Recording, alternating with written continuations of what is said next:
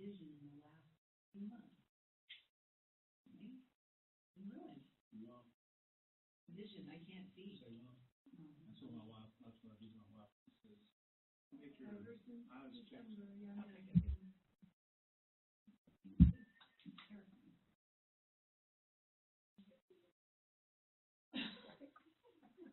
And the little red dot. Again. The little red dot indicates you're recording.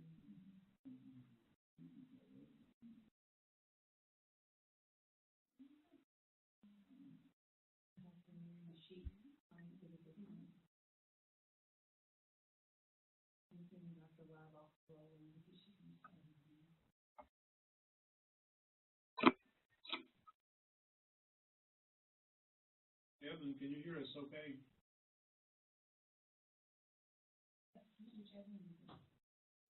Oh, me!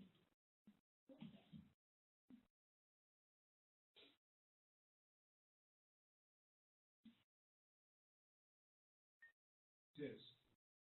Test.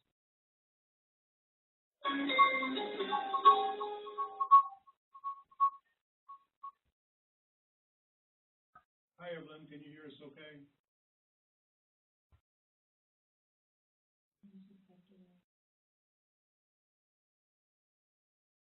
I'm a little suspicious about this microphone because the power light's not on. I take the battery out and put it back in, and just press a button that comes on. But the stranger thing is, when I test the microphone, there's some movement. Meter.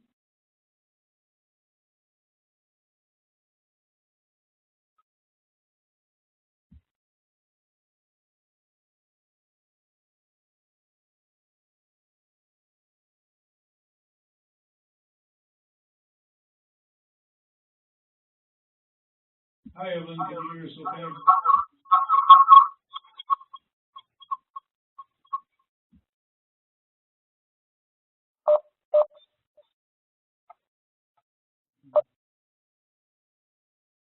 Hi, Evelyn, can you hear us okay?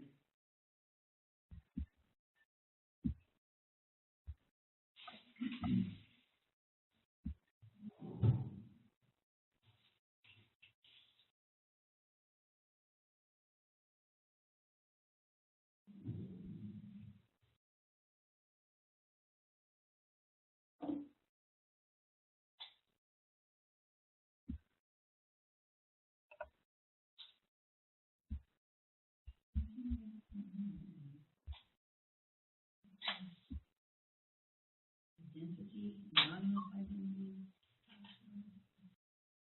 They change it every time.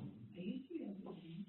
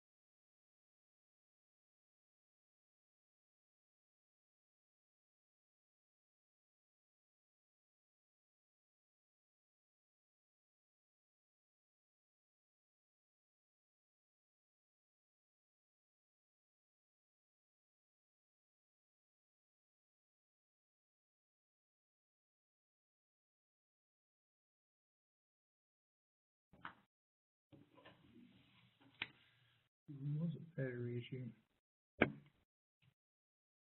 Hi, Evelyn, can you hear us okay?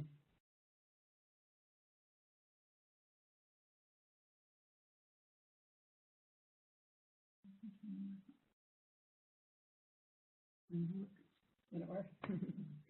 Well, she doesn't have a microphone icon indicating she does not have her microphone turned on. Maybe she wasn't expecting to talk. But she don't need to talk right now. You just need to know that she can hear us or not. After the type of it, she can hear. What is she gonna do? She left it out of me. She went away. She's going to re-log in, so she's having issues on her end. Well, she's out in the sticks. All I need to do then, I just log in This here is and the see if I last can, one on my cohort, I think. see if I can hear myself. We did a little feedback, because I don't, We just talked to ourselves, we have nothing else to do. You're gonna go back to grade school. For a little off. No. In fact, I thought I lost my watch. This shows you how little I was. I lost my watch somewhere today and I realized I put it on the right. Oh my gosh, that's funny. I like it when I'm wandering around Looking talking for to your people phone? on my phone, looking looking for my for your phone, phone. and then I just start. hello, can you hear me, Ronnie?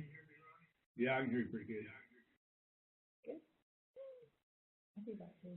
Isn't that funny? Horrifying. Yeah. It's like, okay, this is the end times. That's it. It's over. This is what's left of my Put me in a, Yeah, my brother-in-law used to have a big ham radio operation, and he said his ultimate goal in life was to hear himself around the world. I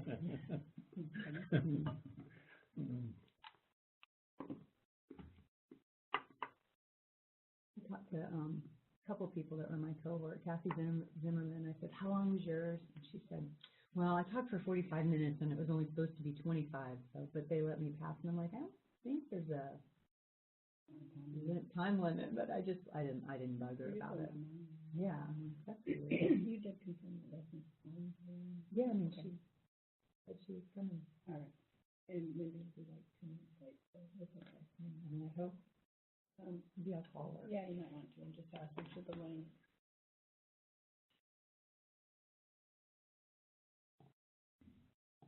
Hasn't logged out.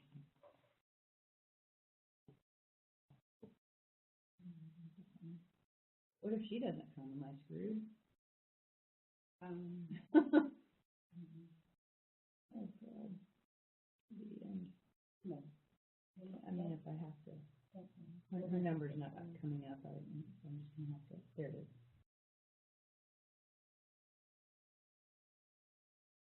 I mean, I'm assuming this one number isn't here. Okay, so you're gonna just listen to your phone.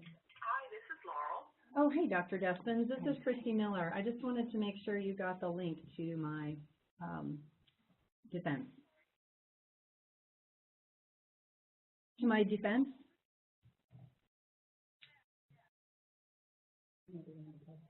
Oh, no, it's right now.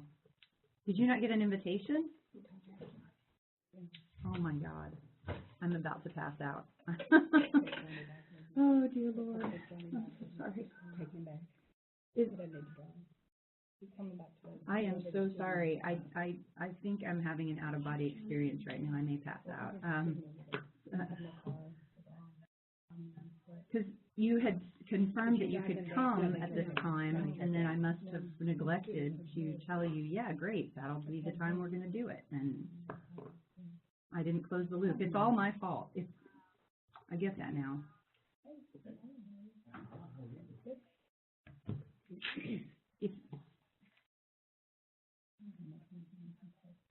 If you can't, we're recording it, so I think, what's the procedure?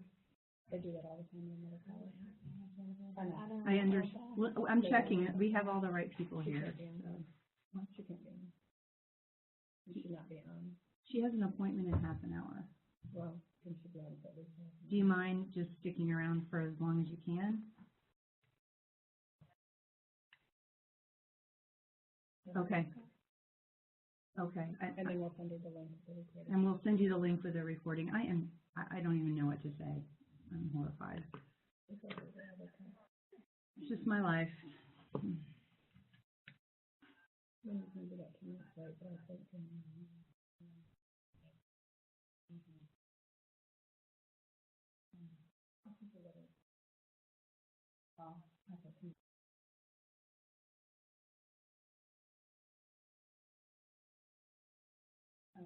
We did verify the right, but it can't even listen to the recording. No, but why? They'll let you do that. Well, I guess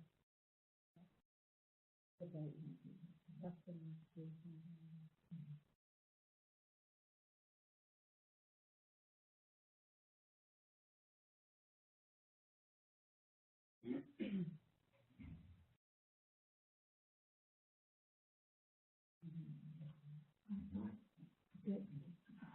He sent all that out. I didn't realize that was my responsibility. Just didn't know. Sorry. There are worse things that can happen, okay? Seriously. There are many worse things. Oh, goody. You could not have made it to today, okay? So that could be worse, You right? made it here, you're Okay. breathing, take a deep breath. Mine all went out of the country. And we are for recording mine. it. Yeah. Okay, I'll try to be. Mine all went out of the country. Mine said, oh, you can't defend us on your Nicaragua. The other one said, oh, my husband's giving me a 3-week trip to Portugal. Guess what? You don't get to graduate this semester. So, yes, Sorry. far worse things. You're kidding There's me? nothing I could do. Thank goodness I was funded, so that carried me over the extra semester. But it impacted my teaching job and all that. Oh, sure. Yeah. So there's worse things that people not show. Yeah, I hear you. Well, I've already prepared myself for the worst, so. I wonder. Yeah, but at least you get to recording. They wouldn't record there.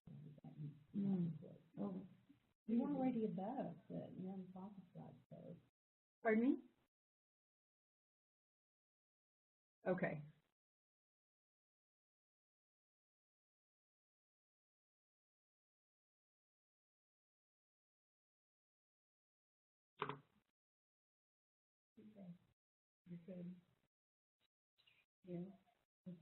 Okay.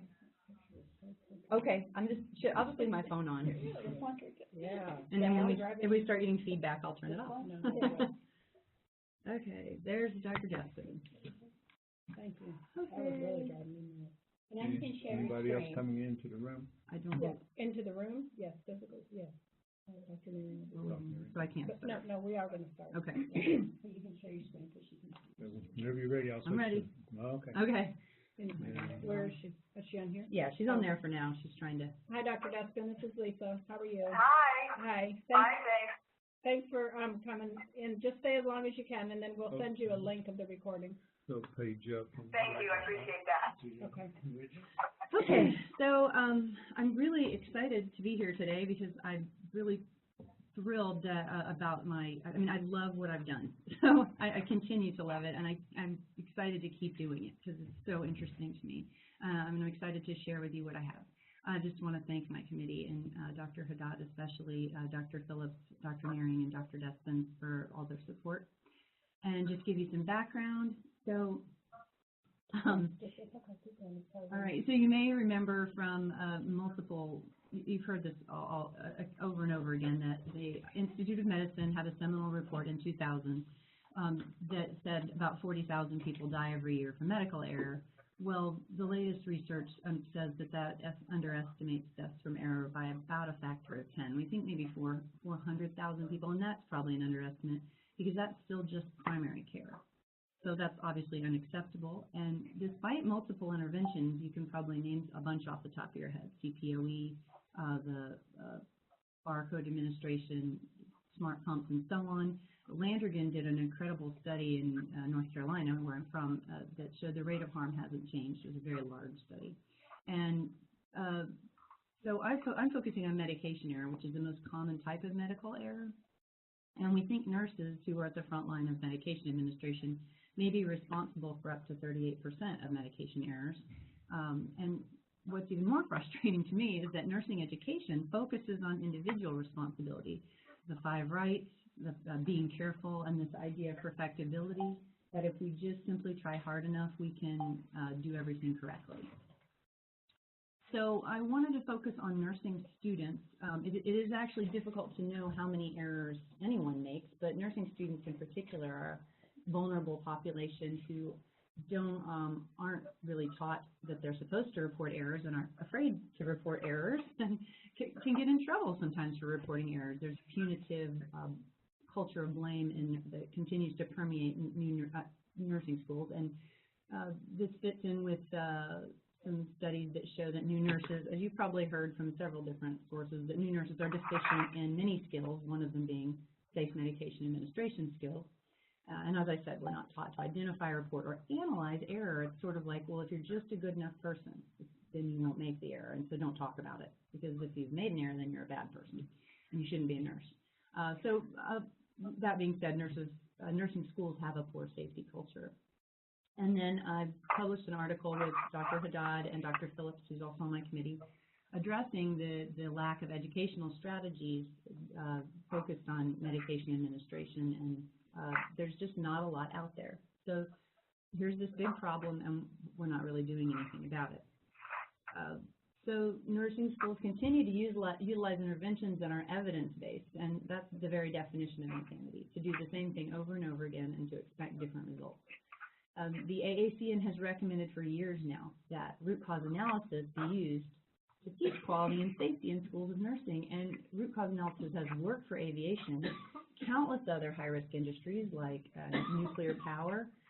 Healthcare says, oh, that's a good idea, let's try that, but it's really just a buzzword. We've required it since 1994 for the analysis of seminal events, yet we aren't actually measuring its impact. So here we are saying we have to do it because they're doing it, but we don't really know if it's had any impact. So research into the use of root cause analysis, which is recommended, we should be using it, it works great everywhere else. Research into the use of root cause analysis to prevent nursing student medication errors seems like a gimme. So I think it has the potential to reduce harm to patients, to translate that far. So I'm very, very excited and very passionate about this.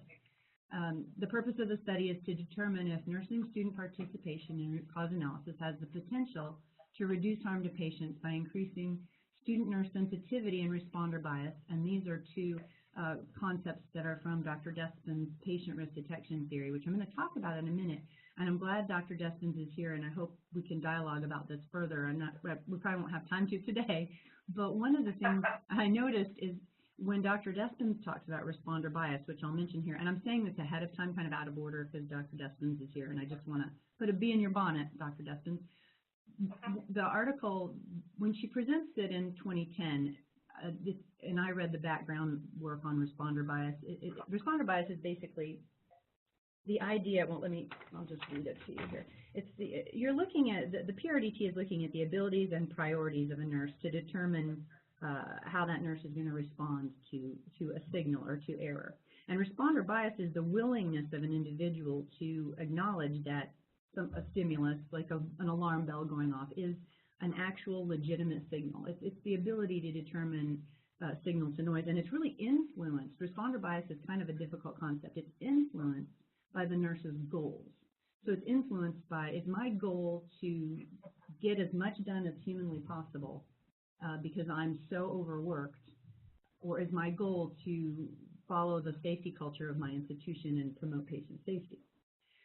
The part where, and Dr. Despins brought this up in my proposal, and I just woke up at 3 in the morning remembering, I keep talking about high and low levels of responder bias, and when she has an article that she published in 2014 where she did a reverse correlation. So I think I need to talk to her about that, because honestly I'm not sure 100% if it matters which way you go with saying someone has a high responder bias or a low responder bias, as long as we all know we're talking about the same thing.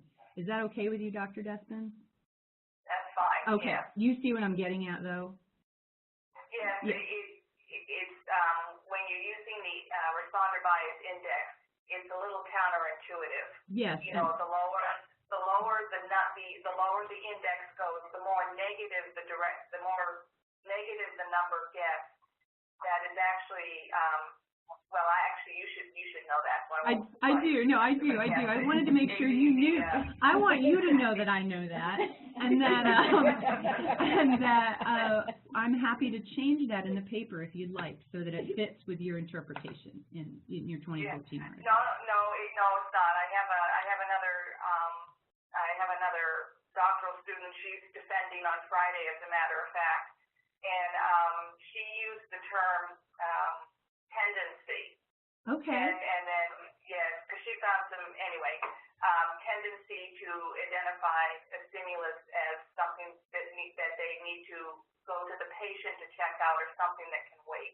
Right, and I saw that in your 2017 article. That's still impressed, I guess, about the willingness. To me, it was just I kept thinking about it as a positive. So I'm just going to keep talking about it that way. Thank you, and I'd love to get her name. So. Okay, so this study may also provide evidence for the use of the Safety Attitudes Questionnaire to measure safety culture with nursing students. You may be surprised to know that we haven't actually measured safety culture in schools of nursing or with nursing students at all. So I was pretty excited. I do know through personal communication that another student in my cohort, Kristen Hershey, has done a similar study with a different questionnaire. So we're doing this in conjunction, so the time is right for this to be happening. So I'm excited to work with her as well. I've got all kinds of plans. So here's my slide on the patient risk detection theory. It's organizational, which states that organizational and individual attributes that affect the nurse's capacity to successfully detect patient risk signals, that there are organizational and individual attributes. And it supports the design of interventions like a root cause analysis educational module that facilitate nurses' ability to detect and prevent error. And it's based on high reliability theory, which I'm sure you've heard of because that's linked into high reliability organizations, HROs, which is another big buzzword with healthcare institutions. They do a lot of lip service to it, but then when you actually go and look at their safety culture scores, they don't support that they're actually doing it. Signal detection theory is another one, and we were just talking a little bit about that. And so the detection of patient risk by nurses in the context of organizational attitudes and procedures related to safety is what I'm looking at. So my goal with this is to not only center my dissertation in this theory, but to continue to work with it and test it, and I love it, so I want to keep going. So, but this is the theoretical framework, and it's way too small, you can't see it. But basically what's up there is you see high reliability organization elements flow into the nurse, and the nurse is influenced in his or her ability to respond to signals correctly, and that could either be to acknowledge a signal that actually means something bad is about to happen, or to ignore a signal that means nothing bad is about to happen. Those are the two things we want. That's a hit, and that's a correct rejection. Those are the two things we want. And the idea is that sensitivity to signal and responder bias are two components of this ability to respond to signal. And I'll kind of go back and tell you again about responder bias. But it's the tendency, which is what Dr. Dustin just said, to classify a stimulus as a signal based on one's goals. And so you can immediately see how the safety culture of where you work or the school where you go to school is going to influence your tendency to want to go, oh yeah, I'm going to take the time to find out if that's really something going on.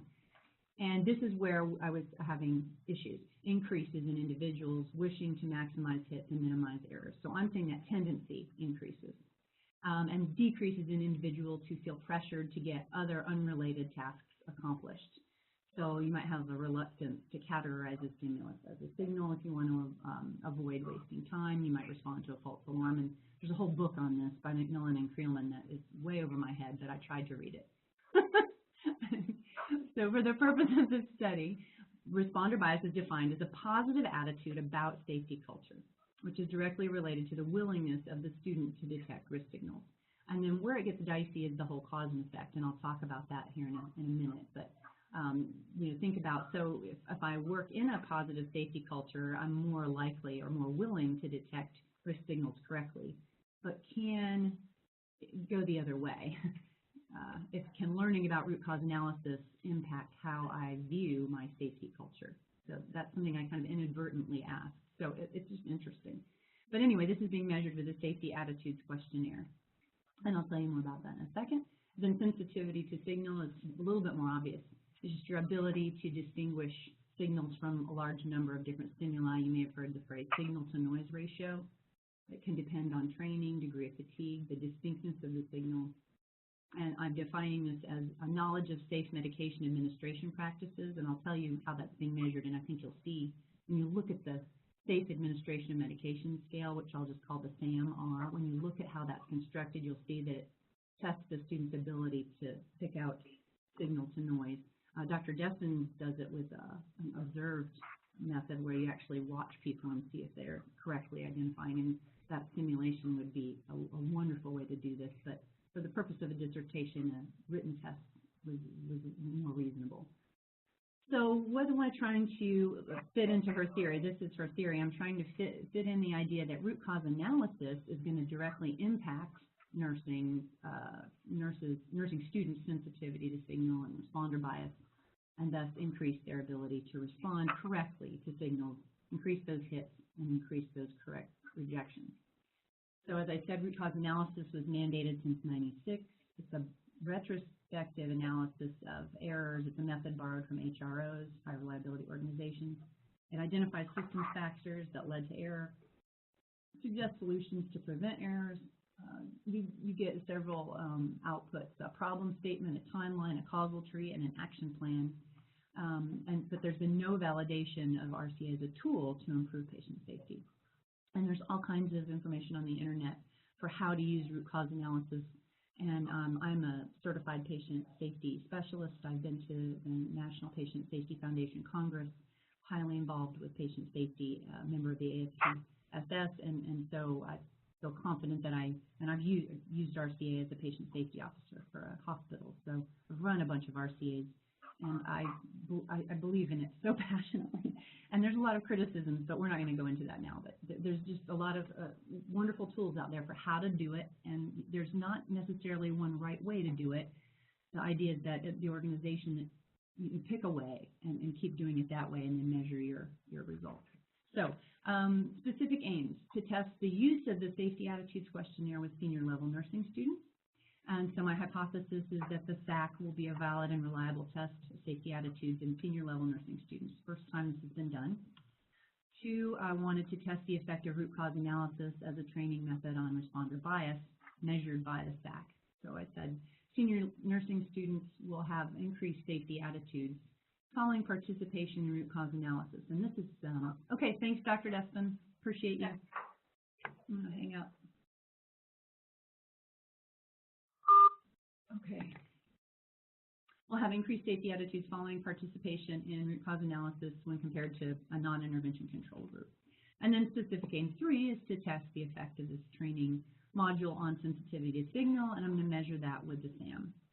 So the idea is that the students that are in the RCA group as compared to the non-RCA group will have higher SAMR scores. So this is an experimental pre-test, post-test research study design in 3 schools of nursing in the southeastern U.S., primarily online. It was a convenient sample. Inclusion criteria included senior level nursing students all in a BSN program. They're all pre-licensure and they're all over the age of 18, speak English as their primary language, and so on. Excluded if they didn't meet these criteria. So this is my study design. I'm not sure we need to go through this bit by bit, but if you want, we can go back to it. I wanted to have it here in case there was any question of how the procedure works. But basically, the main thing I want to talk to you about is how phase 1 involved face-to-face. And so in the fall of 2016, oh my gosh, that was so long ago, I recruited from a school and got about 11 people who were interested and did that consented them, randomized them to either the root cause analysis group or the usual safe medication administration group, and they did the module with me in a group, and then they did a pre-test and a post-test, a pre-survey and a post-survey. All of this was done with paper and pencil. And the issue was that these students are so busy, they're senior level nursing students, they can't, I mean, randomizing them was a nightmare. There is actually no time when they can all come together. There was the likelihood that I would get the 100 people I needed through this method was slim. So I went back to my committee and redesigned this to be an online study and was able to recruit an additional 114 people online. IRB approval was obtained for all this. And so the procedure there differed in that the students were recruited, they signed a consent online, they were randomized into either the root cause analysis or the control group. They went and viewed a video, which I made using PowerPoint, YouTube, iMovie, and you can view that. It's on YouTube. And then the data was collected through REDCap, which RED is supposed to be capitalized. I reversed that. Sorry, I know I can talk more about that. It's amazing. It's something that's been being used globally to collect data, and it was both a boon and a curse because there's not a specialist here at ETSU.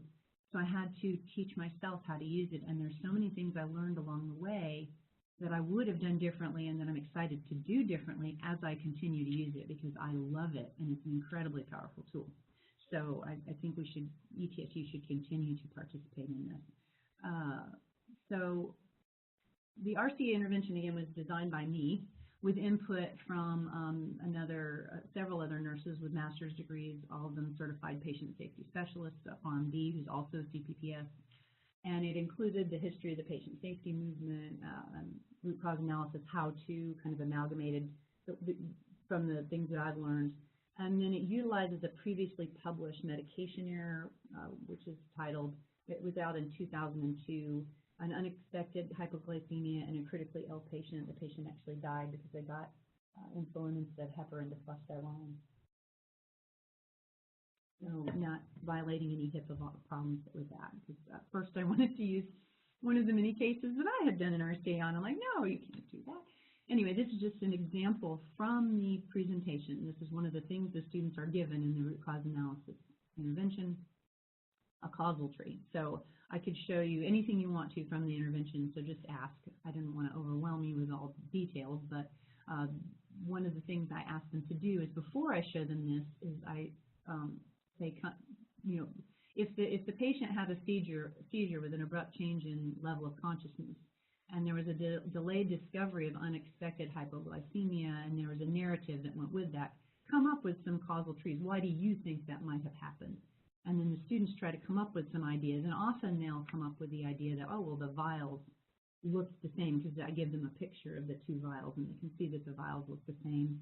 And they'll often say the nurse wasn't careful, and the nurse was, you know, a bad nurse. And so once we get into the causal tree, then they start to see, and this can be very cathartic and healing for nurses involved in errors, is to participate in this process and see that they're just one tiny small part of this process, and that there are many other multiple reasons why this error occurred, and we can actually do something about it and prevent it from happening again. So the control module I got from interviewing some professors at schools of nursing. I used Perry and Potter's Fundamentals. It's a standard nursing textbook, ATI Inflex prep materials, and just gave an overview of medication administration. RCA is mentioned as a strategy, which I'm not sure I should have done, because it turns out 30% of the students had never heard of RCA, so someone's leaving that out. And it talks about analysis of medication error with 6 rights. There's no standard number of rights. That's the number of rights used at the first school I worked with, so I chose that. So the students are watching either the RCA video or the control video, and before they watch the videos, they do a demographic survey that grabs all this information, and they take the safety attitudes questionnaire, which determines their safety culture scores before participation, and they also take the SAM-R, which gives you an idea of their level of safe medication administration knowledge before watching these videos. They watch the videos, and then right afterwards, they take the SAM-R and the SAC again. And then I also had them wait 30 days and take it again. The attrition level was so great that I wasn't able to show you any of the results from that. But I'm hopeful that in the future that will be something I'll be able to do. Disappointing, but again, senior level nursing students, by the time they were ready to do the 30-day post, they were graduated. So they had other things on their mind. So the safety attitudes questionnaire, just some background. The nurses working in higher liability organizations are more, why did I put that in there? I don't know. I had a reason. I'm not, okay, anyway, I'll probably remember why in a second. There's something really important there, I'm sure.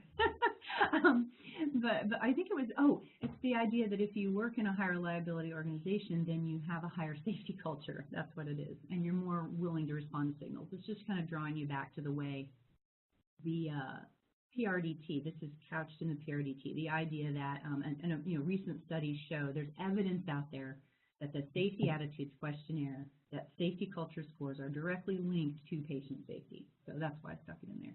It's derived from the FMAQ, from the airline industry, so it already has a great deal of validity. So it was 60 items, irrelevant. They narrowed it down to 36 items. It's a 5-point Likert type scale. You can see it. There's a picture of it. I'll go back to it in a second.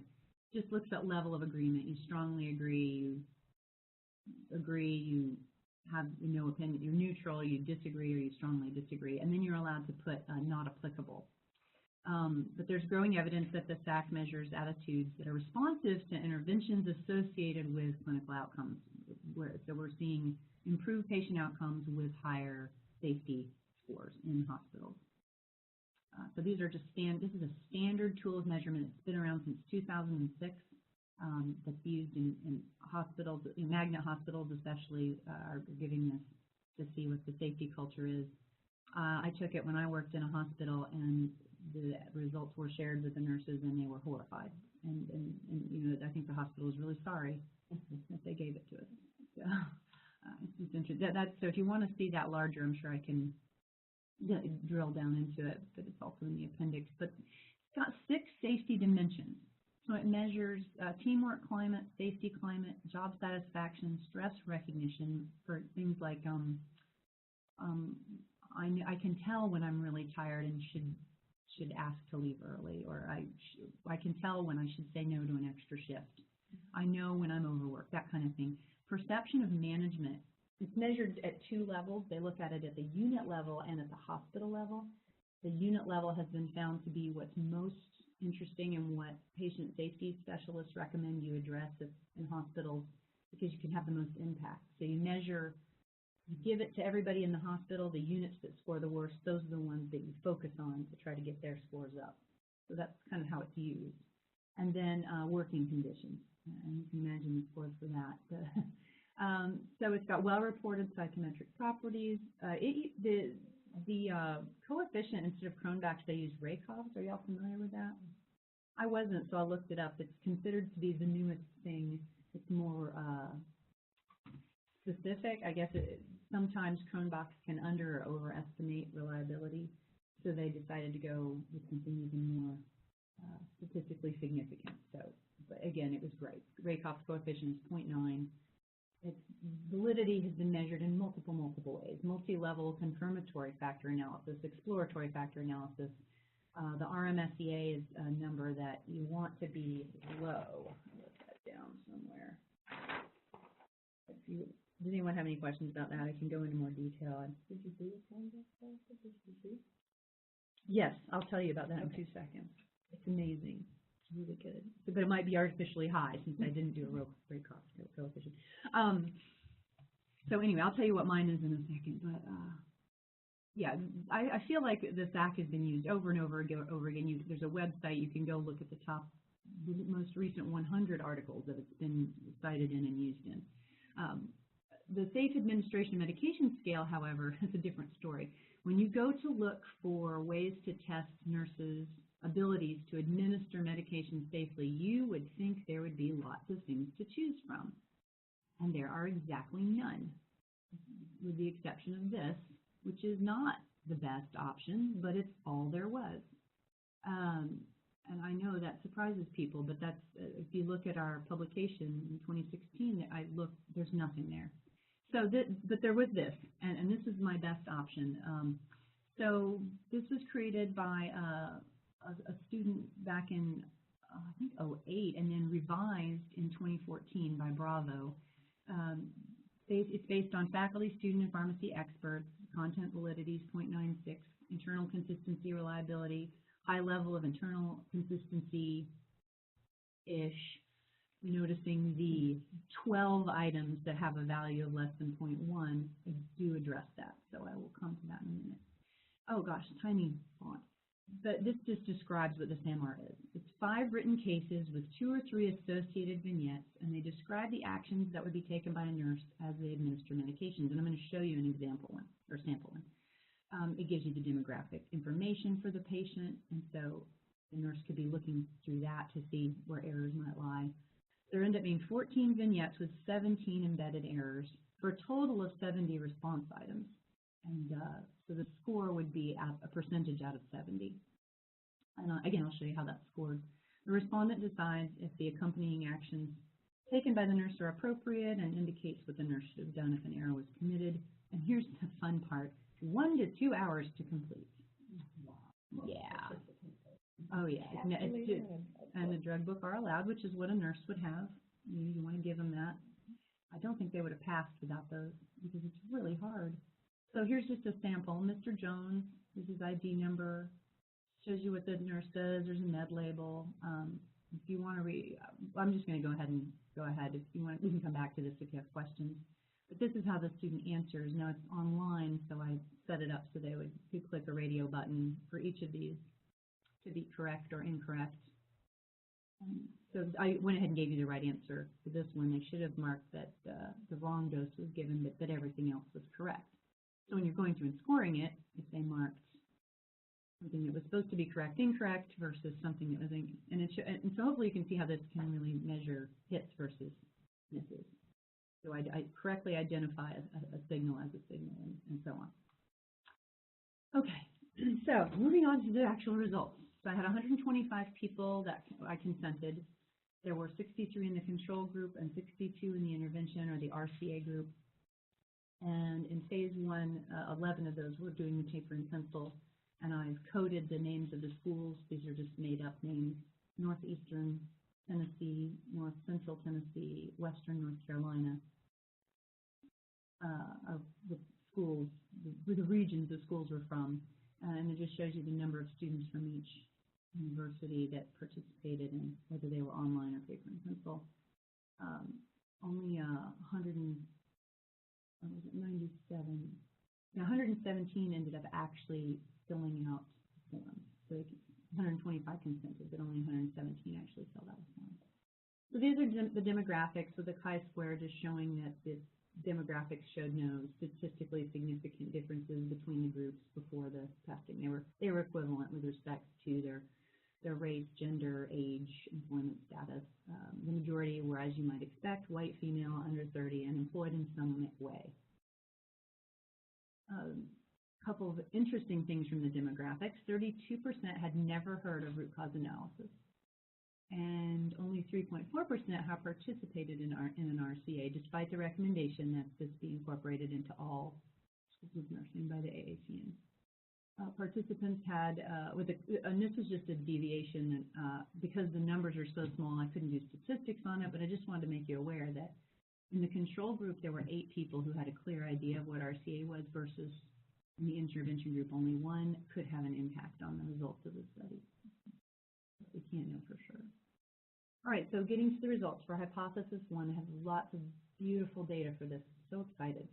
I would say without hesitation that the SAC is a valid and reliable test of safety attitudes in senior level nursing students. Got some really interesting results. So my Cronbach's alpha was 0.98. Internal consistency ranged from 0.6 to 0.9. I've got subscale to subscale correlations, item to item. Again, you can see some of them are quite low. And I have the whole chart if you want to take a look at it. I didn't put it in here because your eyes were hurt. Felt good about the test. I felt good about the results that I pulled out of these students. And I also did a two-tailed Pearson's R, and this will come up later, but this really supports the concurrent validity of the SAC with nursing students. You can see it's not super strong, it's about a medium level relationship, but it's a positive linear relationship between the SAC and the SAMR, and that has some great implications for utilizing these two tools together with some modifications to the SAMR to perhaps make it a bit shorter. I'll get there. Also, this was so cool. More concurrent validity support is provided by the idea that these schools did not have the same results. So you can see that this NCTN school had a significantly lower SAC score than the NETN, which was significantly lower than the WNC, and the ranking was in the same order as their NCLEX pass rate. Pretty cool. So there's definitely something going on there, a relationship between safety, culture, and outcomes. So I'm excited by that. Also, with hypothesis 1, construct validity is supported by the fact that the means for the SAC were similar to those in other studies, and the rankings of the safety dimensions were similar. So other studies showed that teamwork and job satisfaction will rank the highest, and the same thing was found in my study. Hypothesis 2, can we just skip over this one? Participation in an online root cause analysis education module as compared to online, the usual education will increase participant safety attitudes. So first of all, I want to explain some things. 17% of my SAC surveys weren't able to be scored. The students either left them completely blank because I didn't force them to answer the options to move on. Again, that goes back to my learning curve with REDCap. But they also could put not applicable. And there's no directions for how to score not applicable. You just have to leave it as a 0. So some of them marked not applicable for every single answer. And I think part of that may have to do with the fact that the directions are very directed towards people who are working in a hospital setting. So that's something to look at for future use. But I did a t-test. I did an ANOVA, 2-factor ANOVA. I found no significant differences in the scores. And I'll hesitate to compare my scores with other studies because there's this difficulty with scoring, but there's also a problem with comparing scores in that when you look at I basically just went to the SAC website for information on how to score, and I looked at the top 10, the most recent studies that used the SAC. And each one of them, the person conducting the study scored it a slightly different way, which is maddening. So here you have this great tool, and if people don't use it the way the authors intended, then how can we compare results?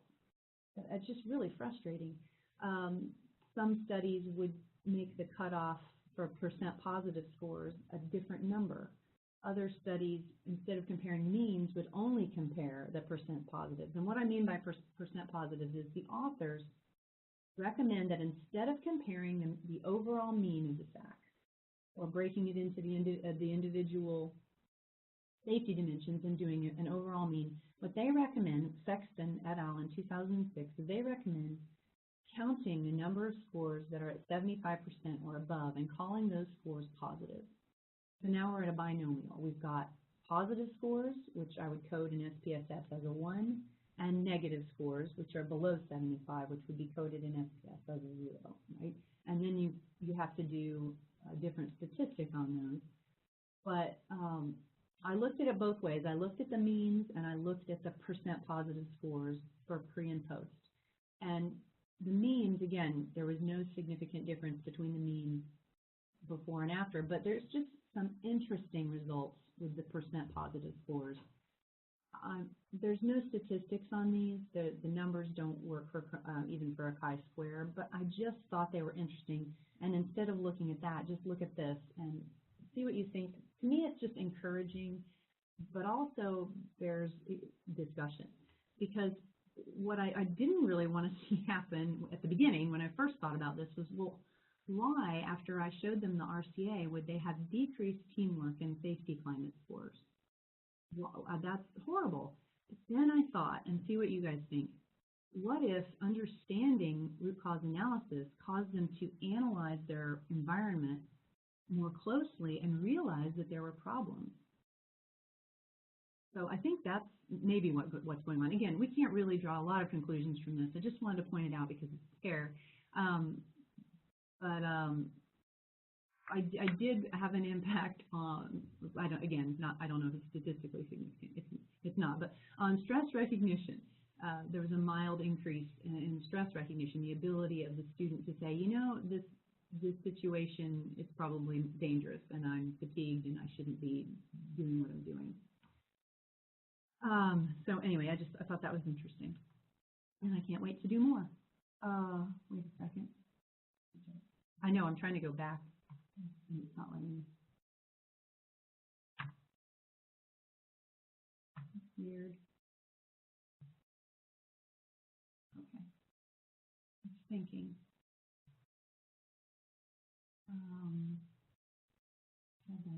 There we go. Hypothesis 3. This was the one where I was looking at root cause analysis impact on SAMR scores, the knowledge test scores. I did an independent t-test of nursing students who worked in healthcare. That was a demographic question, and found that those who worked in healthcare had a significantly higher scores on the SAMR. And I thought that was really useful. It's great support for the use of the SAMR as a way to measure, and you would expect that. And it's also support for giving students more simulation experiences that help them feel like they're actually in the workplace, giving medications in the sim lab. But with, the analytic statistics, the t-test, the ANOVA, there were no significant differences. I did shorten the SAM-R into what I called the SAM with low discriminatory items removed. So I took all the tests and took out those 11 items that were really below 0.1 and found the same results. Correlation was almost 100%, the same t-test and ANOVA and so on. And so this is promising for giving the students a shorter version of the SAM-R. And I'm going to continue to work with this test. I'm excited to come up with a number of different ways. I think there's a way to make it much better. I'm excited to keep working on it. So implications, I think there's a lot of useful stuff here for further exploration of the patient risk detection theory. The correlation between the positive safety attitudes and the ability to identify patient risk. The correlation between the SAM-R and the SAC is so exciting to me. I'm so pleased by that. Wasn't expecting that, and I'm just thrilled. And I love the idea of using these two things in conjunction for future studies. The use of the SAC in nursing schools seems totally reasonable based on what I found. Encouraging students to ask their schools of nursing if they've got safety culture scores, and having schools give the SAC to their students and advertising, hey, we have high safety culture scores. The idea that you could use online modules to increase students' exposure to root cause analysis. We definitely need an increase in low fidelity simulation experiences for students, and I think I've provided that. There was an overall increase in student scores after viewing either the control or the RCA module, and of course that's not compared to a group that didn't get any education at all, so I can't draw any huge conclusions there, but I didn't make them dumber, so that's good. I just think that it's promising for the idea of using these modules to get that information out there.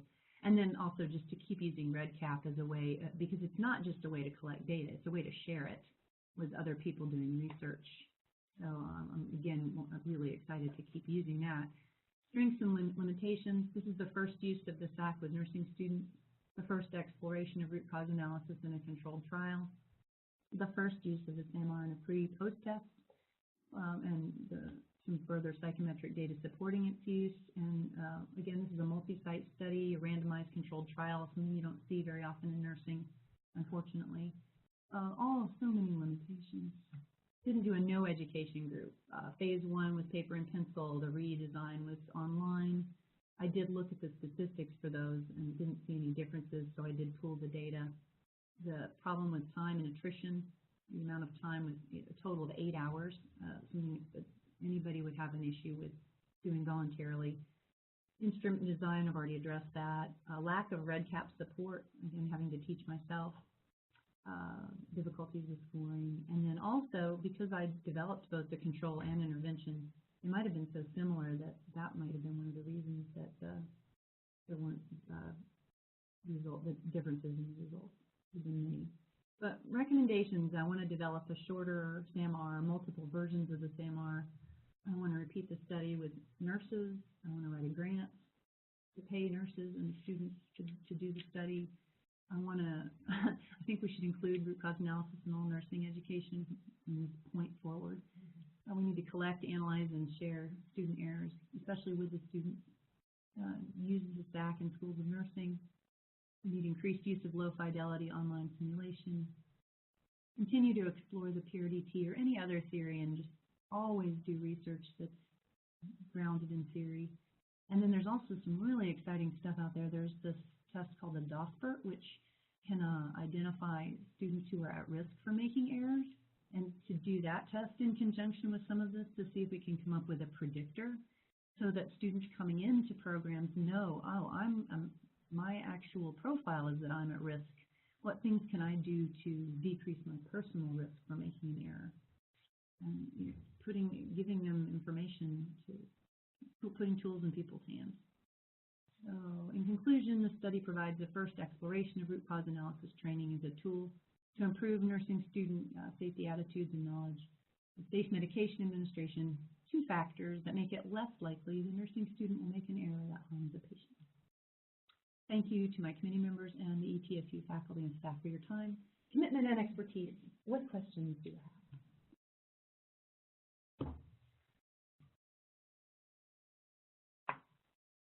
Well, I'll jump in if no one else. Hi.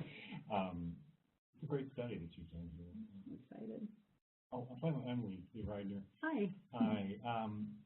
Given that the root cause analysis is part of our essentials documents, and so few of the students in the study have actually any exposure to it, do you think there are opportunities for, or have you thought of opportunities to disseminate your findings to people who want to change that? Yeah, I mean, that's a big goal of mine. I don't know if you could tell how passionate I am about this. I actually started a business. I don't know if I'm making any money, but I started a company called Safety First Nursing with the goal of providing resources, research, and education surrounding patient safety, and I blog about it. It's just, I shouldn't have started off a business. I mean, the goal is to get information out there. And so I'm doing a lot of writing and publishing in nursing journals, and but I also present at going to the NERC conference, the NLN city, presenting my research as a poster. But yes, that is one of my goals, is to continue with this research. I want to write a grant and get as many schools involved as possible. And I think, I don't even know what the results will be, but if it exposes students to root cause analysis, then I'll be happy. Does that answer your question? Yeah, it does, because I don't think that, that the programs realize that this is supposed to be part of the essentials of your nursing education, yet you're not doing. Well, there's actually multiple studies. There's multiple studies showing that the faculty think it's being done, and the students are saying nope. So it's not just me. Dr. Conan Wett is a pretty famous person in Houston. There's a lot of research out there showing that the faculty are not aware of the discrepancy. Thank you. Hey, this is Dr. Weierbach. Kristi, I'm sorry that I couldn't make it in today, and I have a conflict that I need to leave, so I just want to say congratulations. I'm glad to see that you have pursued your desires, and I will be so happy to see you in May with your cap and gown. Dr. Weierbach, I love you so much. Thank you. I'm so glad you're here. I was thinking, oh, please let Dr. Weierbach come. She comes to everybody's. Thank you so much. I do, but I just couldn't be there in person, so congratulations. Well, I'm so grateful. Thank you so much. You've helped me. I can't even, I won't even go into it. Thank you. That's okay. You finished. That's the important thing. Okay, goodbye. Thank you. Bye. So I have a question to Myra Clark. So I have a question related to this PMR, looking at burden, and looking at that, and then you did a shorter kind of plan. Where do you see that going forward? Because that is an intense thing. It's like, why would anyone do it? Oh, it sounds exciting to me. I'm just in the right place, I guess. So how do you see, what do you see your path in? Well, I mean, it's all I could do to not just go ahead and get started on that. I just want to rewrite the whole thing and start testing it. So I'm going to rewrite the whole thing and contact schools of nursing and say, hey, I have this amazing tool. Would you like to give it to your students that can show whether, and here's the preliminary data. And I'm not going to change too many things at once. I'm just going to pull out pieces, give it to as many people as I can, run statistics till I come up with the shortest possible form, test that can still tease out the needed information. Does that? Yeah, in a roundabout way, yeah. Maybe ask your question a different way? Well, that's the problem. It's called Myra Speak. Just looking at the burden, like giving it to them, or if you use it for, like, I'm going to take it out of students' hands and put it back into the nursing hands in the hospital, in the system. And looking at that, and here's the burden is like 2 hours to complete, 1 to 2 hours to complete. So I'm a staff nurse or something, you're trying to look, you're doing root cause analysis, you're looking for medication, I'm going to do in-services, in-services last a whole 10 minutes. I'm going to pay you. Or it's a poster thing, you know, what's gonna make someone. I'm going to pay you. I'm going to write a grant and pay you. So how am I gonna get released because I've still got a full load of patients? So. Well, like, Misha here and was willing to do it, they just couldn't figure out an incentive. So they were willing to release the nurses, but they were like, our nurses won't do it if they don't get paid. So I think that there's people that want it. I mean, they wanted to work with me. We just couldn't figure out how to make it happen. And you may even know, for that incentive,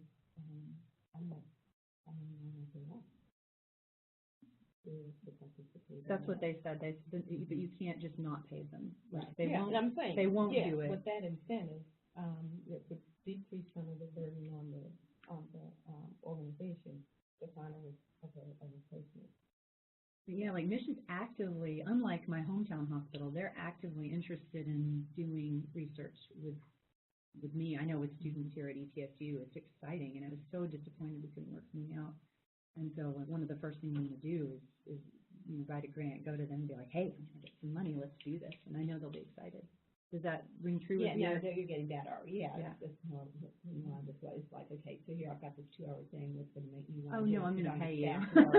Because it's very obvious to me that you're so not going to do it unless I pay you.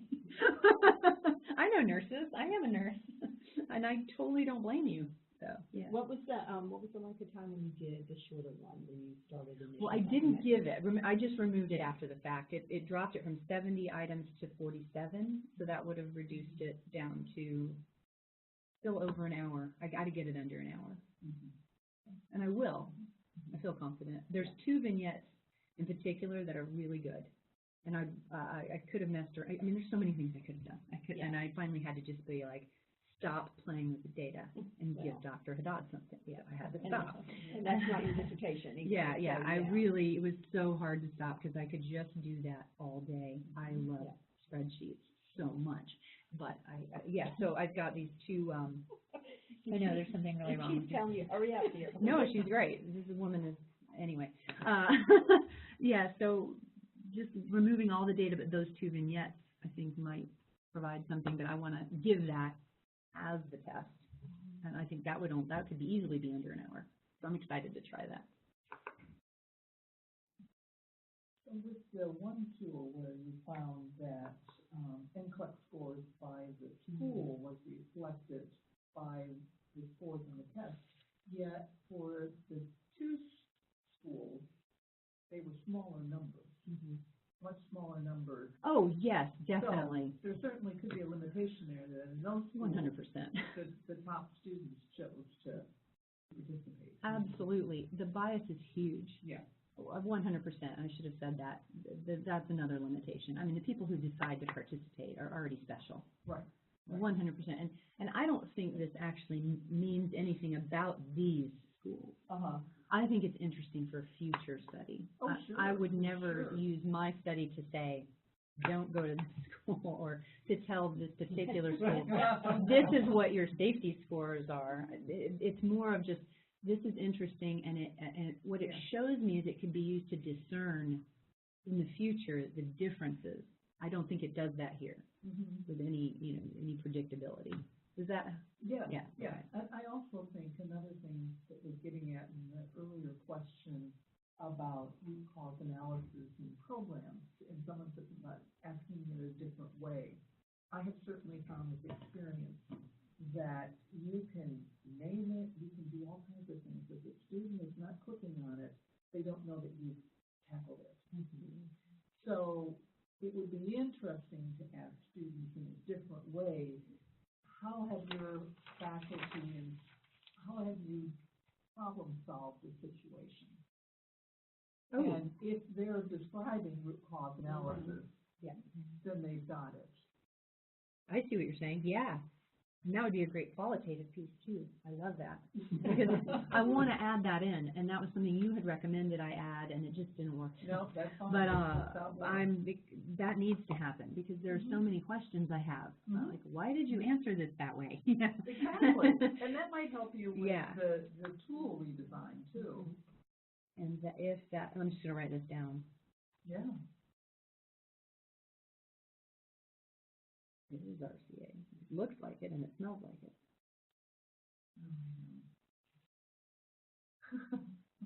Thank you. Yeah, I know. No, I know it can be discouraging when you try so hard to teach students things and they don't pay attention or seem to retain any of it. It's maddening. Because I know that you guys are teaching them that. There's no doubt in my mind. Well, but they could be doing it in different ways. Right, and that's what I'm saying, simulation. It's not Have them standardized. actually participate in a root cause analysis. And one of the things I really want to do, and I don't want to waste your time because I could go on and on, is develop a video of a simulated RCA and have like a real physician, a real pharmacist, a real nurse give them the case study and have them work through it, videotape it, and then put that out there. So, I mean, think of the benefit for nurses who've been involved in an error and they know they have to go do an RCA. What is this RCA? They're like throwing out because they're like, oh my God, I'm going to get fired. And then they go into the RCA and it's great. It's this amazing cathartic experience. But if you could say, oh, here, let me show you this video. This is what it is. And they could be like, oh, this is going to be an amazing cathartic experience. I don't need to like die 1,000 deaths thinking I'm in trouble. And then that same video could be used for students to see here's what an RCA is. I mean, you could get as interactive as you want where they could actually be a player in the game. I mean, we aren't even going to tip the iceberg with multiplayer role-playing games and things like that. And I wonder, as you explore this area more, which I think is a very fruitful area, as you said, is what, we can think about why, and you've listed this in the literature, why a nurse will make an error. But why is a nursing student making an error? And I think it could be for different reasons. They're terrified. That's one of them. Yeah, for some could be. Yeah. What do you think are some of the other reasons? What I'm thinking about is what my senior year in the final semester, we had one of my classmates made an error. And I'm trying to think, I think it was wrong drug that she gave. And we were all brought back to the classroom where the instructor just said, there was this error, you are not to do that, and we got that.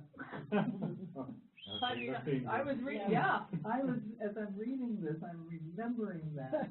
Post-traumatic stress, and well, I'm not going to do that. Not that I had done a drug error, but I don't know. It just might be interesting to see if there's a difference between the first semester they're given meds and why they might do a drug error versus doing it later. And I think not even being, I mean, I know your area is drugs, and that's fine. But for someone to look at why we make other mistakes.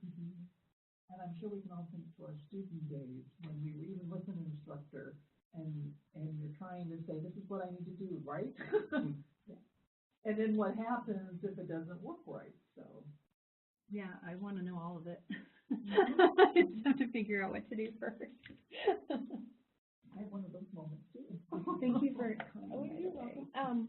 I also want to say, because I went to the teaching conference last semester, and some of what you alluded to was that they were saying we think we're teaching it, but the data we get back says we're not.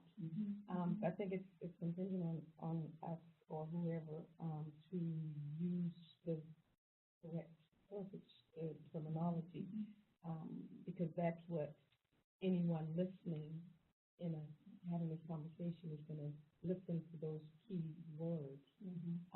And it also demonstrates maybe a little bit higher level of knowledge if you can actually use the language. Like I'll correct the students when they mispronounce a word in TAFO, and I'm like, I don't, not to call you out or anything, but you're going to be having conversations with people. And if you mispronounce words like that and just keep going, they're going to quit listening to you. And you're going to lose any credibility you may have built and then cease to build anymore. So that's the purpose. So maybe we need to just maybe highlight better the actual terms, the terminology. Don't talk about, call it what it is, along with what it is, but give it. You're welcome to use my videos. Well, and that's another thing too. Because you talk about Mountain State, they have used that in orientation of a nurse who committed a near miss. Gave epinephrine for ephedrine. I don't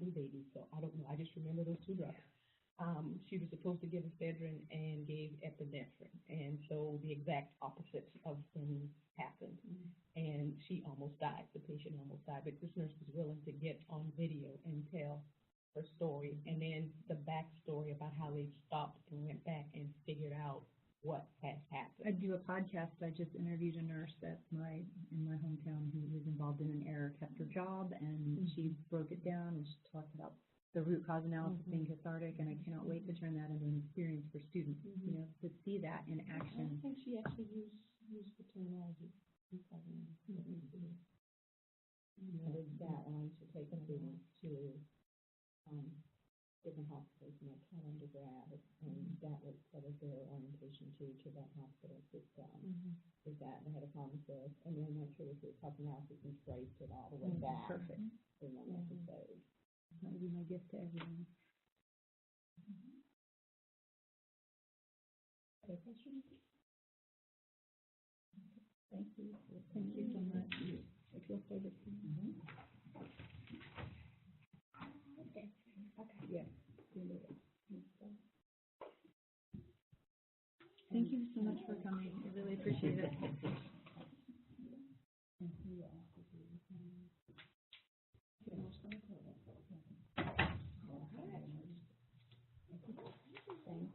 Congratulations. Even though I don't get to make that decision. Congratulations. Well, I don't think I'm quite there yet, but there's not a quorum.